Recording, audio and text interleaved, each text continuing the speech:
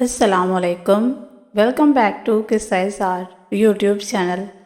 قصہ سار میں دوبارہ خوش آمدید۔ میں ہوں آپ کی میزبان اتروبہ سماغ۔ میں آج آپ کے لیے لائی ہوں رمشا انصاری کا تحریر کردہ ناول قلب وفا، ایپیسوڈ نمبر 24۔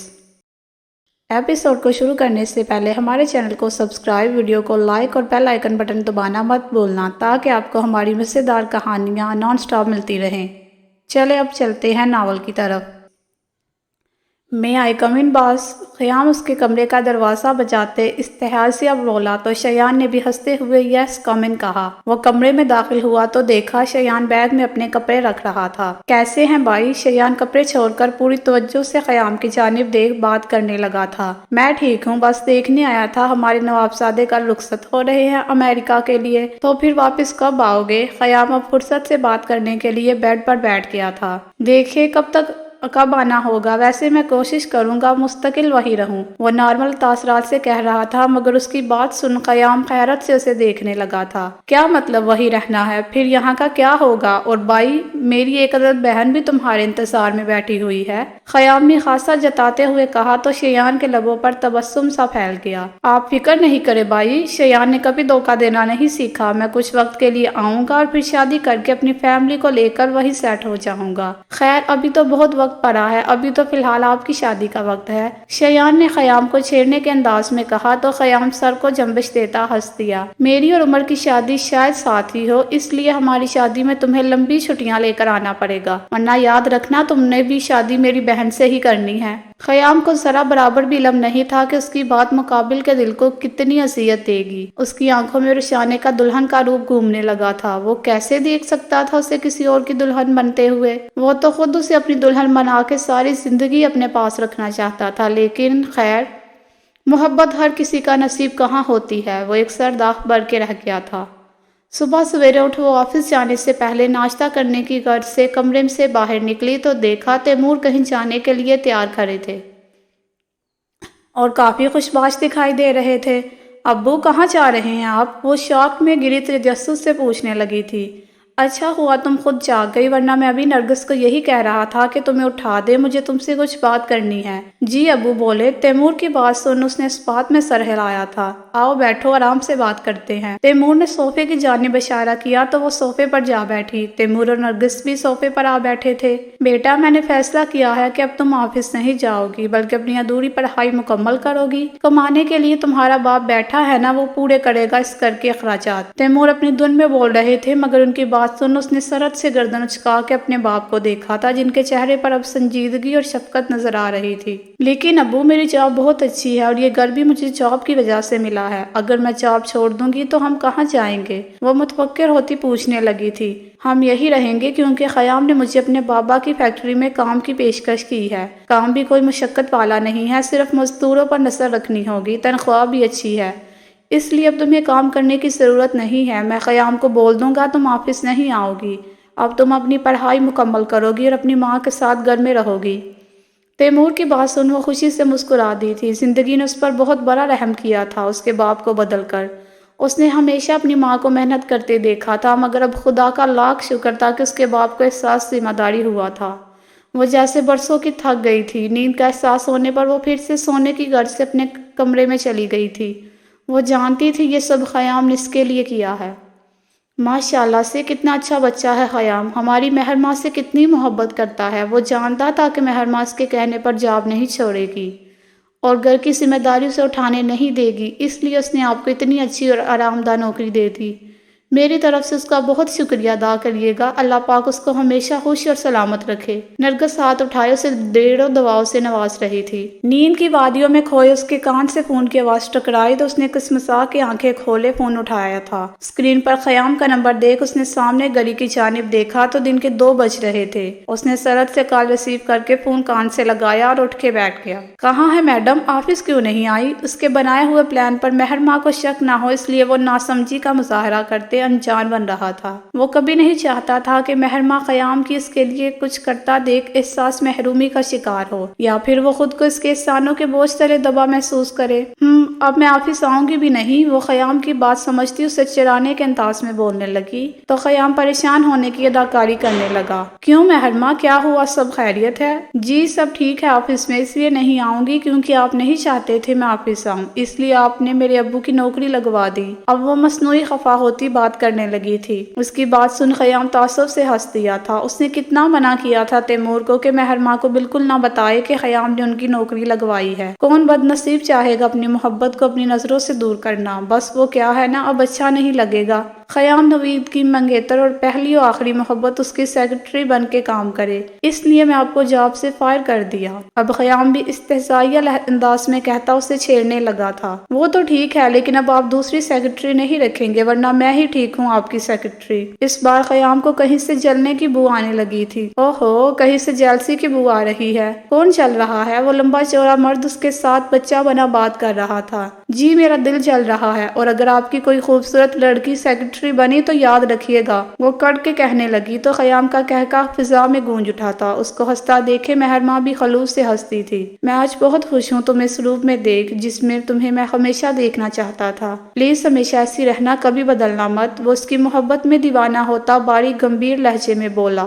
تو محرمہ اپنی خوش نصیبی پر رشک کیے بنا نہیں رہ سکی۔ ایک لمبی گفتگو کا سلسلہ دونوں کے درمیان جڑ گیا تھا اور دونوں کے ارد گرد کی فضا ان کی ہنسی اور خوشی دیکھ رقص کر رہی تھی۔ وہ جب سے ہاسپٹل سے آئی تھی مسلسل روئی جا رہی تھی۔ سکینہ اسے بار بار دلاسا دیتی مگر اس کا رونا بند نہیں ہو رہا تھا۔ شیراز تو اسے باہر سے ہی چھوڑ کر چلا گیا تھا۔ شانزے کی ماں کی باتیں سن اسے اب خود پر غصہ آ رہا تھا۔ غصے میں اس نے کتنا غلط کام کر دیا تھا۔ شانزے کے گھر والوں نے اس کے جانے کے بعد کن حالاتوں کا سامنا کیا ہوگا، یہ سوچ کر ہی اس کا ضمیر باری ہو گیا تھا۔ غلطی شانزے کی تھی مگر اس نے انجانے میں بہت سارے لوگوں کو اس غلطی کی سزا دے دی تھی۔ اپنی غلطی کو سدھارنے کے لیے اسے کیا کرنا چاہیے، وہ اس سوچ میں گم تھا۔ آنکھوں میں نیند کا شمار واضح نمایاں تھا مگر شاید وہ سونا نہیں چاہتا تھا۔ آرام تھا بستر پر سیدھا لیٹ کر وہ آنکھیں غیر مرئی نقطے پر ٹکائے گہری سوچوں میں گم تھا۔ بس ایک رات کی بات تھی اور اس کی زندگی کس موڑ پر چلنے والی تھی یہ تو وہ بھی نہیں جانتا تھا۔ اس نے بھلا کچھ کہاں سوچا تھا، وہ تو بس اتنا چاہتا تھا کیسے بھی کر کے اس گھر سے اور اس شانے سے دور چلا جائے۔ دل عجیب بے چین سا ہو رہا تھا، اپنوں سے اور اس گھر سے کئی برس کے لیے وہ دور ہونے والا تھا۔ دماغ میں مختلف سوچیں گوتے لگا رہی تھی جس کے باعث اس کے سر میں درد اٹھنے لگا تھا۔ اپنی درد کرتی آنکھوں کو اس نے زبردستی موندا اور کروٹیں بدلنے لگا۔ سکون اس سے کوسوں دور تھا اور شاید اگلے چند سالوں تک اس کا سکون اس سے ایسے ہی دور رہنے والا تھا۔ یا اللہ، شیان میرا بچہ! ریسیور سے بڑھتی آواز مہتاب بیگم کی سماعت سے ٹکرائی تو دل پر ہاتھ رکھے حلق کے بلک چلائی تھی۔ ان کی کربناک چیخ پورے گھر میں گونج اٹھی تھی۔ گھر کے تمام افراد ان کی آواز سن پریشان ہوتے نیچے چلے آئے تھے۔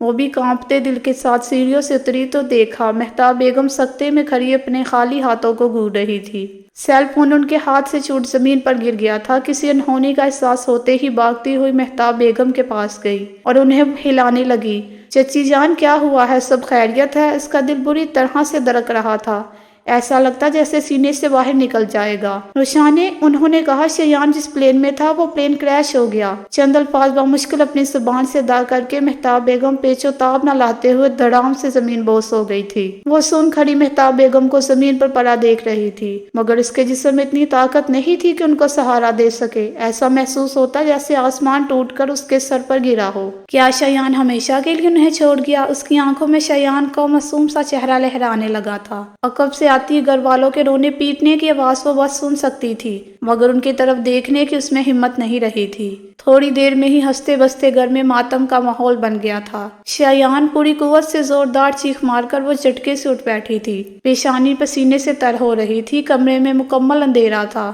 جس میں اسے اپنا آپ خوف زدہ محسوس ہو رہا تھا۔ دل کی دھڑکنیں بالکل بھی سنبھل نہیں پا رہی تھی۔ وہ پھٹی پھٹی آنکھوں سے ارد گرد دیکھتی اپنے آپ کو تسلی دینے لگی تھی۔ تو یہ کیا ایک برا خواب تھا؟ شکر اللہ کا یہ برا خواب تھا۔ اللہ پاک شیان اور عارف کو اپنے حفظ و امان میں رکھنا۔ پھولتی ہوئی سانسوں سے اپنا سینہ سہلاتی وہ گہری گہری سانسیں لیتی دعائیں کر رہی تھی۔ اپنا وجود کانپتا ہوا محسوس کر کے وہ ہمت کر کے اٹھنے لگی مگر خوف سے اس کی ٹانگیں اس کا ساتھ نہیں دے رہی تھی۔ ایک چھوٹے سے خواب نے اس کی روح جھنجھوڑ دی تھی۔ اس کا دل کیا وہ ابھی شیان کے پاس جائے اور اسے منع کر دے کہ وہ امریکہ نہیں جائے گا، مگر اس وقت نیچے جانا مناسب نہیں تھا۔ ہاتھ بڑھا کر اس نے میز پر رکھے لیمپ کو آن کیا اور ہتھیلیوں سے پسینہ صاف کرتی بیڈ کے کراؤن سے ٹیک لگا کے بیٹھ گئی۔ نیند تو دور دور تک اس کی آنکھوں میں نہیں تھی۔ کچھ وقت تک جب اسے سکون نہیں ملا تو اس نے بیڈ پر سے اپنا سیل فون اٹھایا اور عمر کو کال ملانے لگی۔ کافی دن ہو گئے تھے اس کی عمر سے بات نہیں ہوئی تھی۔ اس نے ایک دو بار عمر کو کال بھی ملائی تھی، جس پر عمر نے مصروفیت کا بہانہ بنا کے کال کاٹ دی تھی۔ ماں ہی اس کے بازو پر سر ٹکائے بے خبر سو رہی تھی اور وہ لیپ ٹاپ گود میں رکھ کر اپنا کام مکمل کر رہا تھا۔ کمرے میں مدھم سی روشنی تھی جس سے ماحول کافی پرسکون تھا۔ اب ماہی اس کے ساتھ اس کے اپارٹمنٹ میں ہی رہنے لگی تھی۔ وہ لیپ ٹاپ میں تیزی سے اپنی انگلیاں چلا رہا تھا۔ سارا دن ماہی کے ساتھ گھومنے پھرنے میں اسے دن میں کام کرنے کا موقع ہی نہیں ملتا تھا، اس لیے اس کے سونے کے بعد اپنا کام نپٹاتا۔ ایک دم سے سائڈ ٹیبل پر رکھا فون چنگارنے لگا تو اس نے فوری فون اٹھا کے سائلنٹ موڈ پر لگایا تاکہ ماہی کی نیند خراب نہ ہو۔ اسکرین پر روشانے کا نام جگمگاتا دیکھ اس کے چہرے پر ناگواریت سی چھا گئی تھی۔ ماتھے پر شکنوں کا جال بچھائے اس نے دانت پیس کر کال کاٹ دی تھی۔ کیا ہے یہ روشانے، پیچھے کیوں پڑ گئی؟ دل میں بیزاریت سے سوچتے اس نے کال کاٹی اور موبائل سوئچ آف کر دیا۔ اپنی باہوں میں لیٹی ماہی کو دیکھ اس کو ایک دم سے ہی وہ روشانے لگی تھی۔ تم تو روشانے سے بھی کئی گنا زیادہ خوبصورت ہو ماہی، اب جب تم میرے پاس ہو تو مجھے روشانے کی بالکل ضرورت نہیں۔ محبت پاش نظروں سے ماہی کو دیکھتا زیر لب بربراتا وہ پھر سے کام میں مصروف ہو گیا تھا۔ کھڑکی سے آتی روشنی اس کے چہرے پر پڑی تو اس نے دھیرے سے آنکھیں کھولی تھی۔ وہ بیٹھے بیٹھے کب سو گئی تھی اسے پتا ہی نہیں چلا۔ گزری رات کس قدر کٹھن ثابت ہوئی تھی اس کے لیے یہ تو بس وہی جانتی تھی۔ اس نے گھڑی کی جانب دیکھا تو 8 بج رہے تھے۔ 2 گھنٹے بعد شیان کو ایئرپورٹ کے لیے نکل جانا تھا۔ گھڑی پر سے نظریں ہٹائے وہ تیزی سے واش روم کی طرف بڑھ گئی تھی۔ کچھ وقت بعد وہ فریش ہو کے کمرے سے نکلی اور سیڑھیوں کی جانب چل دی۔ سیڑھیوں سے اترتے وہ نیچے ہی جانے لگی تھی جب جلد بازی میں چلتے اس کا پیر مڑا تھا۔ درد سے وہ بے ساختہ چلائی تھی۔ پاؤں میں موچ آ گئی تھی جس کی وجہ سے وہ اب کھڑی بھی نہیں ہو پا رہی تھی۔ شیان ناشتے کے لیے کچھ سامان لینے باہر گیا تھا۔ ہاتھوں میں شاپر پکڑے وہ گھر میں داخل ہوا تو روشانے کی آواز اس کی سماعتوں سے ٹکرائی تھی۔ وہ تیزی سے سیڑھیوں کی طرف بڑھا تو دیکھا روشانے اپنا پیر پکڑے بچوں کی طرح رو رہی تھی۔ کیا تھی یہ لڑکی؟ وہ سمجھنے سے قاصر تھا۔ اس کا رونا دیکھ وہ جیسے تڑپ اٹھا تھا۔ روشانے کیا ہوا، تم ٹھیک ہو؟ اس نے شاپر وہی سینے پر رکھا اور اس کے پاس بیٹھ کر متفکر ہوتے استفسار کرنے لگا۔ شیان کو دیکھ روشانے اپنی تکلیف پر رونا بھول کر رات والے خواب کو یاد کر کے رونے لگی تھی۔ کیا ہو گیا روشانے، ایسے کیوں رو رہی ہو؟ زیادہ لگ گئی ہے کیا؟ اس کے رونے میں شدت آتی دیکھ وہ اضطراب سے پوچھنے لگا تھا۔ شیان تم امریکہ مت جاؤ نا، وہ معصومیت کی مورت بچوں کی طرح بولتی اسے بہت پیاری لگی تھی۔ دل کو عجیب سا کچھ ہوا تھا۔ روشانے اس کو جانے سے روک رہی تھی۔ کیا ہو گیا پاگل لڑکی، میرے امریکہ جانے پر تم ایسے رو رہی ہو جیسے میں ہمیشہ کے لیے جا رہا ہوں، وہ بے نیازی سے کہنے لگا تو اس کی بات سن روشانے تڑپ اٹھی۔ اللہ نہ کرے شیان، پاگل ہو گئے ہو، کیسی بکواس کر رہے ہو؟ تھوڑی دیر پہلے بچوں کی طرح رونے والی لڑکی اب غصے سے اسے للکار رہی تھی۔ چلو اٹھو۔ اس کو غصہ کرتا دیکھ وہ اپنی جگہ سے اٹھ کھڑا ہوا تھا۔ جانتا تھا زیادہ بحث کرے گا تو وہ ناراض ہو جائے گی اور وہ جانے سے پہلے اسے بالکل ناراض نہیں کرنا چاہتا تھا۔ اٹھ سکتی ہوتی تو یہاں بیٹھی نہیں ہوتی۔ میرا پیر مڑ گیا ہے، ورنہ اتنے بھی حسین نہیں ہو تم کہ میں تمہارے جانے پر روؤں۔ لڑاکا عورتوں کی طرح وہ ساری مروت بلائے اسے سنا رہی تھی۔ ویری گڈ روشانے میڈم، یہی سٹائل اچھا ہے آپ کا۔ یہی میں بولوں کہ تم سدھر کیسے گئی؟ تم جیسی چڑیل میرے جانے پر روئے، قیامت نہیں آ جانی؟ اب وہ بھی اسے چرانے کے موڈ میں آتا اسے اسی کے انداز میں بات کرنے لگا تھا۔ شیان کے بچے، تم نے مجھے چڑیل کہا؟ اگر ابھی میرا پاؤں میرا ساتھ دیتا تو پھر تمہیں بتاتی، تمہیں امریکہ جانے کے قابل نہیں چھوڑتی میں۔ شیان کی بات سن وہ غصے میں آتی چبا چبا کے لفظ ادا کر رہی تھی۔ اس کی بات سن شیان نے ایک زوردار قہقہہ لگایا تھا جو روشانے کا خون چلانے کے لیے کافی تھا۔ ویسے روشانے دیکھ رہا ہوں بار بار تم مجھے امریکہ جانے کا منع کر رہی ہو، خیر تو ہے؟ کہیں تم مجھ سے جیلس تو نہیں ہو رہی کہ میں امریکہ جا کے بڑا آدمی بن جاؤں اور تمہارے عمر سے بھی زیادہ امیر ہو جاؤں؟ سٹائل سے اپنے پف میں ہاتھ مارتا وہ کالر اٹھاتا بولا تو روشانے تیکھی نظروں سے اسے گھورنے لگی۔ تمہارا بھائی تو بے وفا ہے، جب سے لندن گیا ہے مجھے بھول گیا تھا۔ مشکل سے 1-2 بار کال کی ہوگی عمر نے مجھے، کل رات بھی میں نے کال کی تو انہوں نے سیل سوئچ آف کر دیا۔ اب وہ لڑنے کا ارادہ ترک کرتی دکھ سے اسے بتا رہی تھی۔ اس کی بات سن شیان نے تعصب سے اسے دیکھا تھا۔ ہو سکتا ہے عمر بھائی کو وہاں کوئی لڑکی پسند آ گئی ہو اور وہ تمہیں بھول گئے ہو، اس نے محض مذاق میں بولا تھا، مگر اگلی طرف روشانے کے تاثرات سخت بڑھ گئے تھے۔ وہ میری عمر ہے، وہ کبھی ایسا نہیں کر سکتے، خبردار جو آج کے بعد تم نے ان کے لیے ایسا بولا۔ غصے سے کہتی وہ کھڑے ہونے لگی تھی، لیکن پاؤں پر وزن پڑتے ہی پھر سے زمین پر ڈہ گئی تھی۔ اس کی بات سن شیان نے کوئی جواب دینا مناسب نہیں سمجھا تھا، آگے بڑھ کر اسے کندھے سے پکڑ کر سہارا دیا اور دھیرے دھیرے چلاتا اوپر لے گیا۔ روشانے کے پیر پر اچھی خاصی لگ گئی تھی۔ پہلے تو وہ اسے مذاق سمجھ رہا تھا، مگر جب دیکھا کہ روشانے بالکل چل نہیں پا رہی تو وہ سنجیدہ ہو کے دادا جان کے پاس چلا گیا تاکہ انہیں ڈاکٹر کو بلانے کا کہہ سکے۔ وہ اپنے کمرے کے باہر بیگ ہاتھ میں لیے تیار کھڑا تھا۔ وائٹ کلر کی شرٹ پر اس نے بلیک کلر کی جیکٹ پہنی ہوئی تھی، بلیک ہی جینز پر وائٹ کلر کے جاکٹس پہنے ہوئے تھے، سفید رنگت پر کھڑا ناک نقشہ اور خوبصورتی سے سیٹ کیا سلکی بالوں کا پف۔ عارف بھی آنے والا تھا اور انہیں ایئرپورٹ چھوڑنے خیام، مہتاب بیگم، عرش اور نوید نے جانا تھا۔ روشانے کے پیر میں چوٹ لگ گئی تھی، جس کی وجہ سے دادا جان نے جانے کا ارادہ ترک کر دیا تھا۔ ایئرپورٹ کے لیے نکلنے میں تھوڑا وقت تھا تو وہ اپنا بلیک کلر کا بیگ کندھے پر لٹکا کے سیڑھیوں سے چلتا روشانے کے کمرے کی طرف چل دیا تھا۔ روشانے کے کمرے میں باہر کھڑے ہو کے اس نے دروازے کے ہینڈل پر ہاتھ رکھا اور ایک پل کے لیے رک کر سوچ میں پڑ گیا۔ دل کہہ رہا تھا واپس پلٹ جا، اگر روشانے کو دیکھ لیا تو جانا مشکل ہو جائے گا، مگر اتنے سالوں کے لیے دور جا رہا تھا، کیسے اسے دیکھے بغیر جاتا؟ ہلکا سا دروازہ کھٹکھٹا کے ہینڈل گھما کے دروازہ کھولا اور کمرے میں داخل ہو گیا۔ روشانے سامنے بیڈ پر پیر پھیلائے بیٹھی تھی، پیر سفید رنگ کی پٹیوں میں جکڑا ہوا تھا، جسے افسوس سے دیکھ وہ اندر چلتا ہوا آ گیا تھا۔ دیوار سے لگی لکڑی کی کرسی کو بیڈ کے قریب کر کے وہ اس کے سرہانے بیٹھ گیا تھا۔ درد کی شدت سے روشانے کا چہرہ سرد پڑ گیا تھا۔ وہ شیان کو دیکھ دھیرے سے مسکرا دی۔ جی تو فرینڈ، کیسی لگی آج کی ایپیسوڈ؟ کمنٹ سیکشن میں ضرور بتائیے گا۔ پھر حاصل ہوں گے ناول کی نیکسٹ ایپیسوڈ کے ساتھ۔ تب تک کے لیے اجازت، اپنا خیال رکھیے گا۔ اللہ حافظ۔